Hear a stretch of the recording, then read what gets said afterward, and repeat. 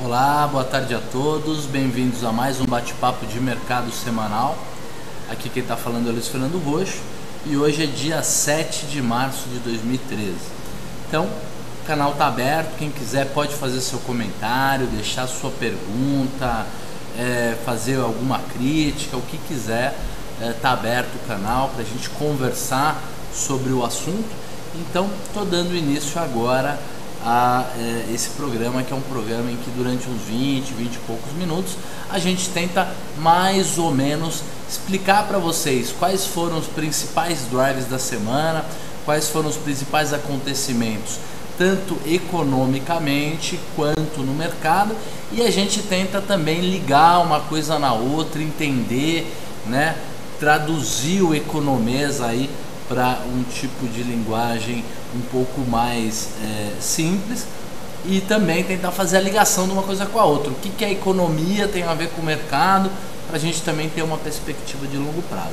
Então é um pouco presunçoso o nosso objetivo, mas fiquem todos à vontade para participar do bate-papo, porque é só assim que a gente enriquece as coisas. Estou tirando o meu rosto, vou deixar o fundo de tela aqui, a tela de cotação do Bull Broker, que é uma das ferramentas que eu mais gosto da Direct Invest, e vamos começar agora a elencar, listar aqui no meu, na minha colazinha, o que a gente viu de bom para a semana. Eu acho que o principal agente que a gente deve comentar para essa semana são as notícias no próprio Brasil. Eu acho que aconteceu muita coisa na nossa semana, a gente tem uma série de coisas interessantes, e o fato é que me parece, ao que tudo indica, que o mercado deu a entender ou montou uma espécie de pivô de alta, quer dizer, pode ser que ele saia um pouco dessa inércia, desse desânimo que a gente tem visto aí nos últimos meses, para uma pequena correção, porque o mundo inteiro vem melhorando, os preços no mundo inteiro, a bolsa em todos os lugares do mundo vem melhorando nos últimos meses, e aqui a gente, por conta de problemas externos, por conta do PIBinho e de tudo mais, a gente estava parado, com o mercado caindo, e agora a gente resolveu reagir.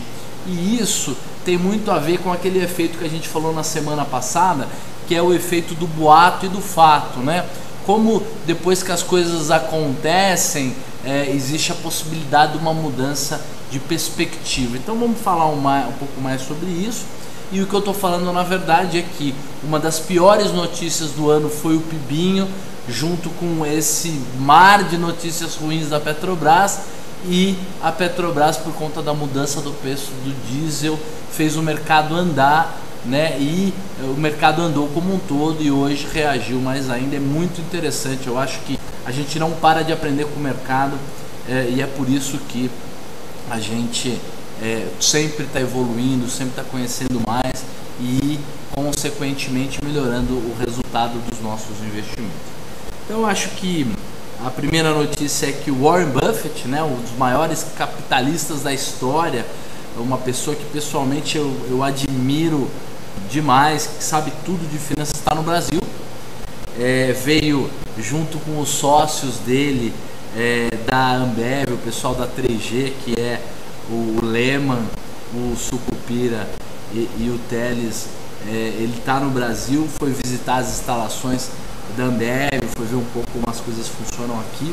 Isso é lisonjeiro para nós brasileiros, recebemos a visita de um cara como esse. É óbvio que eu só poderia estar falando tão bem assim do hipercapitalista num programa de finanças, né? Acho que a maioria das pessoas não tem a admiração que a gente tem por essa pessoa, mas eu tenho, assim, no mais alto grau de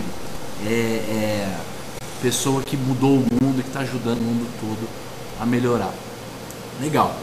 Depois a gente tem uma notícia boa também para o Brasil, que é os bancos brasileiros, né, meio que liderados pelo BTG, estão conseguindo romper um pouco a liderança latino-americana de emissão de dívida. Então, todas as dívidas latino-americanas as emissões eram comandadas por bancos internacionais e agora os bancos brasileiros estão liderando essa emissão de dívidas na América Latina, não só no Brasil, em outros países, e isso é muito bom. Eu acho que a gente tem aqui no Brasil, além do maior capitalista do Brasil, seu Lema, um dos caras que mais entende de finanças e mais entende de gestão de empresa, de management, nós temos aqui um gênio que é o Esteves, o André Esteves. Ele é um cara que pegou o Pactual 10, 12 anos atrás, junto com, acho que é mais do que isso, junto com o Saião, e cada um no seu caminho. O Saião já não está mais no banco, mas criaram um exemplo de banco incrível. A gente tem um comentário aqui do Bonéias. Ele diz o seguinte: Roxo, poderia comentar sobre a alta do diesel? Não foi esperada? Não era esperada? Houve um exagero na alta? Muito legal isso, né? Esse tipo de observação, esse tipo de comentário, esse tipo de troca de ideias é que faz a gente ficar sabido no mercado. Eu acho que a Petrobras estava overvendida, estava vendida em exagero. As notícias que eram notícias antigas vieram todas em bloco, principalmente a exame sobre a Petrobras, o resultado, tudo isso, e a empresa estava muito para trás. E a notícia do diesel, que era uma notícia que não estava precificada pelo jeito, já era relativamente esperada, mas não estava precificada, fez a Petrobras dar essa explodida. A gente não sabe o que pode acontecer, mas isso animou o mercado. Eu sou um cara que tomo decisões de investimento em escala maior do que uma pessoa física. Pessoas que eu conheço ficaram animadas. Se você ler a carta mensal do Fundo Verde, do Credit Suisse, escrita pelo Stuhlberger, ele diz exatamente isso. O mercado brasileiro está mal pra caramba, a gente está com um problema grave de longo prazo, mas isso não significa que o mercado não possa corrigir 30%, 40% de uma hora para outra, porque ele está atrasado. E quem vai corrigir é quem tem beta alta, é Petro, é OGX, e foi o pessoal que subiu para valer agora. Então, só para dar uma ideia. Então, não sei dizer para você se ela já era totalmente esperada. Ela já era relativamente esperada, mas não estava tão precificada assim. E se houve um exagero na alta, a gente vai ver. O fato é que o mercado brasileiro está atrasado com relação ao resto do mundo e precisava, como ainda precisa, de algumas boas notícias para se corrigir. Não significa que o Brasil mudou de patamar, não significa que o controlador da Petro, que é o mesmo controlador do Brasil, agora está em linha com o capitalismo internacional. Não está. Ainda o mercado ainda é um controlador extremamente incompetente e que politizou toda a economia brasileira, mas mesmo assim a gente precisa corrigir, porque o país é um país que tem boas perspectivas de longo prazo. Depois a gente pode falar um pouco mais de Petro, tem mais algumas outras boas notícias, mas com relação a Petro, uma coisa que eu vi no Facebook do Baster, né, o Baster falando, que é um analista que eu respeito bastante, mostrando como na sexta-feira, exatamente na sexta-feira, todos os analistas que haviam colocado Petrobras em suas carteiras recomendadas, analistas de sell-side, de corretora, tiraram a última corretora que tinha Petro na carteira recomendada, tirou na sexta-feira passada, e é muito interessante como 2, 3 dias úteis depois o papel sobe 15% na cara de todo mundo, e isso acontece, é muito interessante. Então, para a gente entender como não dá para confiar só em notícia, os super especialistas também erram, e isso é muito interessante. Vamos continuar sobre notícias do Brasil, depois vamos falar sobre notícias internacionais. O Ike fez um acordo com o BTG, com o Esteves, para obter financiamento direto. A gente não sabe ainda quais são todos os termos do acordo, mas o fato é que isso é ótimo para o Brasil, isso é ótimo para o Ike, para as empresas X que estavam sofrendo um ataque especulativo de venda. Isso é claro e notório. O Ike se bananou, perdeu grandes executivos, brigou com um monte de gente, está relativamente perdido, perto daqueles planos todos e do tanto que ele parecia poderoso 2 anos atrás, mas são empresas que têm potencial, tão baratas. Você vê que a OGX de ontem para cá foi de 2,90 para 3,60, que dá mais do que 20% de alta, 30% de alta. Isso não é tanta coisa assim, mas já é alguma coisa. Esse acordo é muito importante. Depois a gente tem um comentário meu falando sobre a alta do mercado, se isso é consistente ou não. Eu acho que quem estava comprado, ótimo, vende um pouquinho, continua comprado. Quem não estava comprado, aí é complicado ver se agora é a hora de comprar a bolsa ou não. Eu acho que o ideal, se alguém quiser comprar a bolsa, seria comprar bons ativos, continuar comprando bons ativos. Para especulação, quem está especulando, eu não acredito que deva trabalhar por evento. Usa gráfico. O único jeito de especular no curto prazo é usar gráfico, análise técnica, tá bom? Então eu não compraria a bolsa agora sem um bom plano de contingência, né? O plano de contingência é o stop, o que fazer se o mercado cair e tudo mais. A gente tem aqui o árbitro, ele está dizendo que o aumento do diesel influi pouco nos fundamentos de Petro.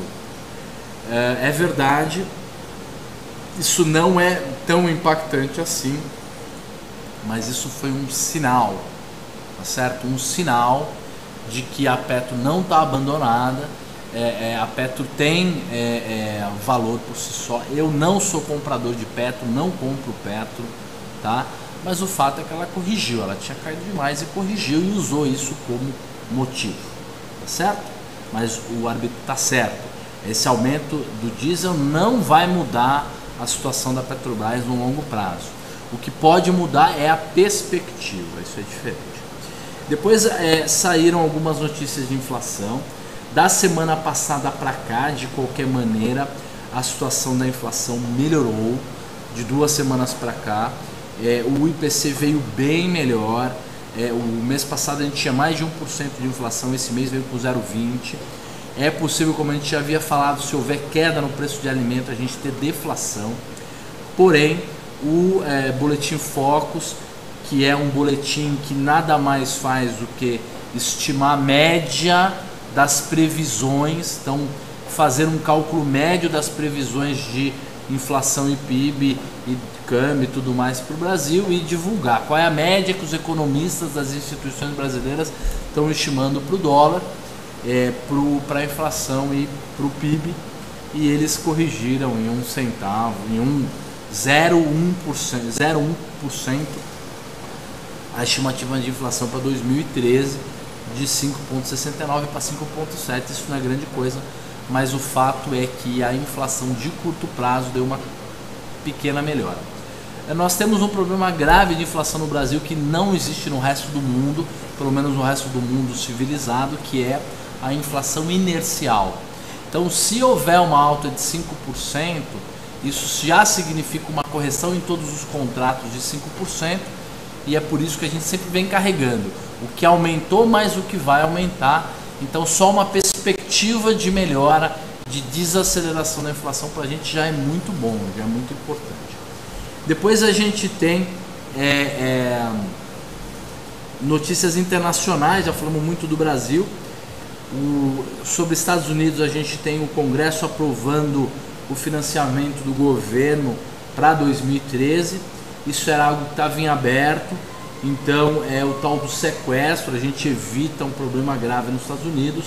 Ainda não é o fim do risco do abismo fiscal, mas já é parcialmente um alívio, pelo menos para 2013, nas contas do governo, principalmente para o financiamento da dívida. Depois a gente teve um rompimento no topo histórico do Dow Jones. O Dow Jones rompeu o topo histórico. Isso é incrível, né? Quem acreditava que a economia americana em 2008 ia entrar em colapso, nunca mais ia melhorar, tá queimando a língua. O mercado, os Estados Unidos é o país mais dinâmico do mundo em termos de economia. ele não tem tanta gordura como a gente tem, porque ele não é um país pobre, desculpa, como é o nosso, mas ele é extremamente dinâmico, ele se corrige, se altera e faz a destruição criativa de maneira fantástica. Então realoca os seus recursos muito rapidamente, e é isso que a gente está vendo. Já havíamos visto isso na década de 90, né, a partir de 94, com a internet, e agora com a nova fonte de energia, com a tecnologia e tudo mais, a economia americana muito dinâmica. Eu não sou um defensor ferrenho do liberalismo, não acho que o mercado resolve tudo, mas como economista cada vez mais eu percebo que isso é muito importante. O governo não pode se meter a decidir tudo pela população. A população tem que ter condições de decidir, de tomar as próprias decisões, e o governo deveria ter um papel só de ser fiscal. Isso não é uma posição política, isso é uma questão econômica, isso é uma discussão que deve ser feita por economistas. Legal. Zona do euro, o que a gente pode falar sobre zona do euro? Confiança, primeira vez em 6 meses que a confiança na zona do euro diminui. Ela vinha aumentando de 6 meses para cá. Isso já é um reflexo da perspectiva de que a coisa lá não vai ser tão feia assim, por mais que a gente tenha países muito mal, a gente não vai ter um problema de insolvência e um buraco em que a Europa inteira se afunde. A gente tem um problema que é a objeção alemã, que coloca um perigo na recapitalização bancária. Isso significa que o fundo de resgate europeu queria-se que o fundo de resgate europeu pudesse comprar diretamente ativos de bancos europeus, mas a Alemanha não está muito favorável em relação a isso. Depois a gente tem alta e melhora na perspectiva e, por exemplo, no índice de desemprego grego. Então está diminuindo, houve uma diminuição do índice de desemprego grego. É lógico que a base era enorme, qualquer pequena melhora já impacta, mas isso para mostrar como as economias são dinâmicas. Mesmo uma economia tão ruim, tão travada, tão pouco competitiva como a grega, só de não estar mais já totalmente no olho do furacão já dá uma melhorada. E acredita-se que essa piora na confiança europeia se dê por conta da insegurança, da incerteza com relação a quem vai ser o bloco de comando, de controle, quem vai ser o primeiro-ministro da Itália. Isso está pegando muito mal, porque você tem aí uma briga, né, entre o partido, o novo Partido Democrático, aí, que é um partido comandado por um comediante, um cara que tem um blog e tal, e o partido do Berlusconi, que está super enroscado com a justiça italiana, mas mesmo assim ele é tão populista e o povo italiano é tão burro, parece o povo venezuelano, que continua votando nessa turma. E por fim, o varejo melhorou na Europa, então a gente tem números europeus melhorando por conta do varejo. Alemanha, França, outros países europeus tendo o varejo como um modo de melhorar a sua economia. Depois a gente tem notícia da Ásia. Papéis da China tem forte queda por conta de um ajuste que está sendo feito no mercado imobiliário. Esse ajuste é uma mudança de regras que está endurecendo um pouco as regras do mercado imobiliário. Significa o quê? Significa que a China está de olho na sua economia e está corrigindo, está fazendo política anticíclica. Se o mercado imobiliário chinês está aquecido, tem mesmo que fazer medida para segurar, para conter esse aquecimento, para conter os exageros, e o governo chinês está fazendo certinho. Então é mais uma justificativa de uma correção do que um problema na China. A China não tem problema de curto prazo imobiliário, e se tiver, o governo já está corrigindo.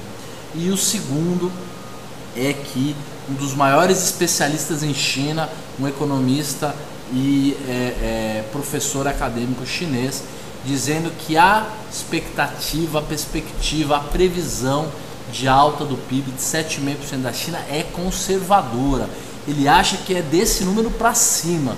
Então, na verdade, os números não estão sendo, as expectativas não estão sendo tão infladas assim, tá certo?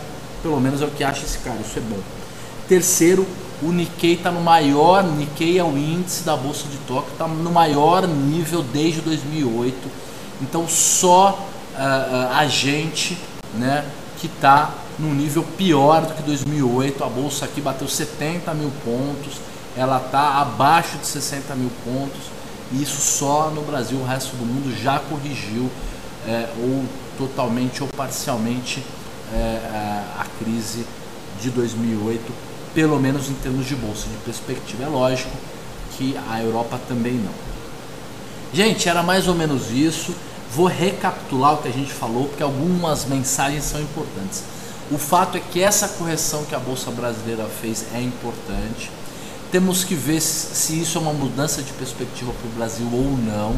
Os problemas continuam gravíssimos. A gente, se não tiver uma mudança radical na política econômica, macroeconômica, nós vamos ter problema daqui 2, 3, 4 anos, mas pode ser que o mercado corrija 15, 20%, alguma coisa assim, de uma hora para outra, sem que a gente nem perceba. Isso faz parte da dinâmica do mercado.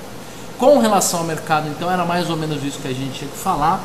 Para terminar, o R-Tour está dizendo assim: Roxo, tá tudo muito bonito, mas você está se esquecendo dos bancos do mercado chinês. Olha, R-Tour, eu acho, sinceramente, que a gente não deve ter notícias muito ruins na China de curto prazo. Acho que o modelo chinês ainda é um modelo razoável, tá? Mas, de qualquer maneira, temos que tomar cuidado. Os números lá são maquiados, né? As empresas lá são controladas pelo governo, e isso sempre causa ineficiência. Então o modelo chinês vai ter que mudar em algum momento, mas eu acho que não vai ser isso que vai nos dar problema no curtíssimo prazo. Gente, muito obrigado pela presença de todo mundo, e em 3, 4 minutinhos estamos começando o nosso programa sobre opção avançada.